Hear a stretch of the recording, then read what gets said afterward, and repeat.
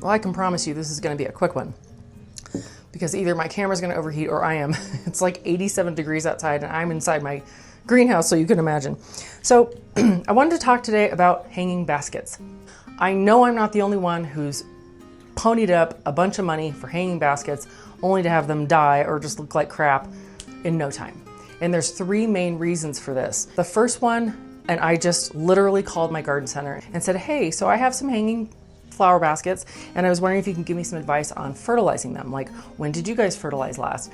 What were you using? When should I fertilize, etc.? And she got kind of quiet on the phone and she said, actually, our watering system has fertilizer in it. So there you have it. And so they're fertilizing every time they water these baskets, which is why they are just stunning while they're there. And the other two reasons that I'm about to talk about. So if you just bring your flower pots home and hang them up and you just water them when they need water, they're gonna start looking like crap. So when you bring your flower pots home, you're hanging flower pots. So right when you bring them home, you're not gonna need to water them, right? Because they're gonna be well watered. But the first time you need to water them, you need to add your plant food. Now, I use Trifecta. My whole entire garden, I use Trifecta because I don't have to fertilize every time I water. I don't have time for that. If you do, and that's your jam, go for it. But with Trifecta, it's literally 1 scoop per plant. Doesn't matter what it is. It could be a hanging flower pot or your tomatoes, and you're good for the season. Like one time I will fertilize these with Trifecta, and that's it for the entire season. So it's just way easier, but do what you want, but just know that you need to start fertilizing them. The first time you need to water, that's when your fertilizer goes in, okay? The second thing is watering them. So it's very easy, especially if you're not used to having hanging plants, hanging pots, you may not realize how often they need to be watered. So if you, like literally this has happened to me so many times and it's just like flushing money down the drain. I will just forget about them for one day, just one day. And that was the day they started to turn the corner to Crapville. And then I don't realize, and then the next day I look out and they're flat and they're just, and you might be able to revive them at that point. It just depends on how dried out they got, but you really need to look at your plants. And I would recommend going out, mine are hanging up pretty high. So I just, while they're hanging, I just kind of go like that.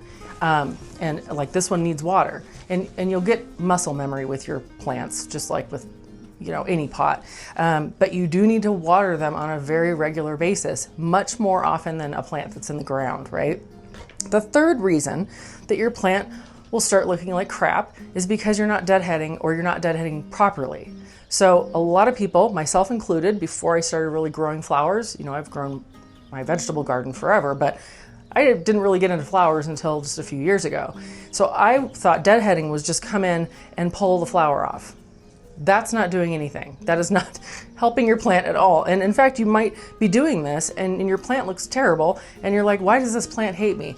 Your plant doesn't hate you. It's actually trying to do the right thing.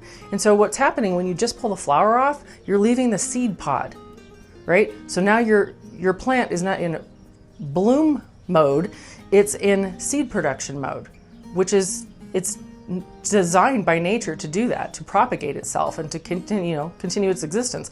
But for decoration purposes, we want blooms, right? So this is not the way you deadhead. Okay, I'm gonna show this to you up close, don't worry. What you need to do instead is actually find your little dead flower and you need to go below the flower, the seed pod itself. And I go all the way down to that whole stem. Okay, and you take this whole thing off. Let me show you this up close as opposed to this. If you just pull this off, yeah, nothing's gonna get better, okay? You need to pull this whole thing off. You need to go all the way down here below this part. This is where the seeds are, okay? So you need to take your clippers and cut it all the way down there. And speaking of clippers, what I like to use are these ring pruners. You just get a nice little grip on them because you're doing really like fine work in here. And petunias are very sticky. Your fingers are still gonna get sticky because you're touching them, but it's less sticky. You're only gonna get to about 10 just pinching them off, and then you're gonna have to wash your hands because everything's gonna stick to you're gonna be sticking to the plant. So I would recommend these little fine tuning type small pruners, because you're going to get in there and, you know, it's fine detail work. And then the other thing that I'll say, this is sort of just a bonus, is that this can seem daunting when you pull a plant and you're like, okay, I need to deadhead this thing and I'm going to be here all day. So what? Consider it your time. It's like me time. When I deadhead, I don't usually sit in my hot greenhouse. I usually sit on my front porch. I get myself a nice little icy bev and I just go through and I just focus totally on this. And it's very meditative, actually. It's very, very therapeutic, cathartic, call it what you want. But I can tell you what I'm not thinking about when I'm doing this, the state of the world. So that's my recommendation. So let's recap. Number one, when you bring your plants home, remember they've been fed every time they've been watered at the garden center. So the first time you water, add your fertilizer. If you're gonna do a liquid fertilizer, you're gonna need to do it every time you water. Or get yourself something like Trifecta and do it once for the whole season. The second thing is, make sure you check your plant's moisture level every single day. Lift your plant and check it out. Don't let it start wilting. Don't overwater either, but don't let it start wilting because they're gonna go like that. And then the third thing is make sure you are deadheading on a regular basis. If you don't deadhead, it's gonna stay just in seed production mode and you're not gonna get any more blooms. So, you know, if you're deadheading on a regular basis and taking those seed pods off, you're gonna get blooms all season long. And the only thing that's gonna kill this plant, if you do these three things, is the weather when it gets too cold. So I hope that helped you guys. Thanks for watching to the end. I really appreciate it. And we'll see you in the next one. Bye.